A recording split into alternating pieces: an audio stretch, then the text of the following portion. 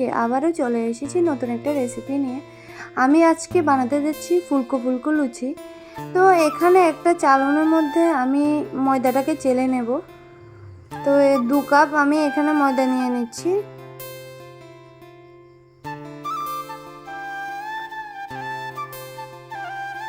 ময়দাটা না চাললে দেখো ময়দার মধ্যে অনেক কিন্তু পোক থাকতে পারে।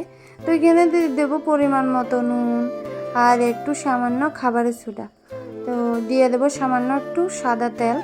তেল দিয়ে ভালো করে ময়দাটার সাথে আমি মিশিয়ে নেব হাত দিয়ে। এখন একটু একটু জল দিয়ে ডোটা তৈরি করে নেব।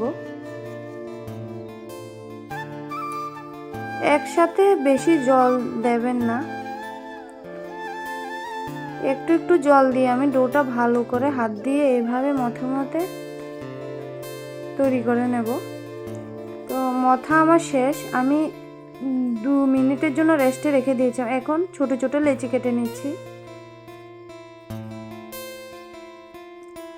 লেচি কাটা হলে এখন গোল গোল করে আমি পুরির সাইজ দিয়ে দেব।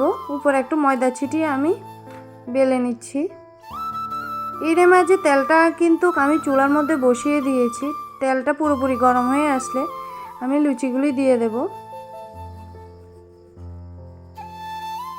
ময়দার ডোটা কিন্তু মাখানোর আগে মেখে কিন্তু 2 থেকে 3 মিনিট রেখে দিলে লুচিগুলো একদম ফুলকো ফুলকো হয়।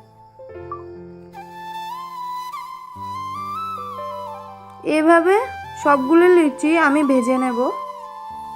আমার এই রেসিপিটা যদি তোমাদের ভালো লাগে তাহলে আমার চ্যানেলটিকে লাইক এবং সাবস্ক্রাইব করতে একদম ভুলবে না। যদি তুমি নতুন বন্ধু হয়ে থাকো প্লিজ আমার নিত্য নতুন ভিডিওগুলো দেখতে থাকবে।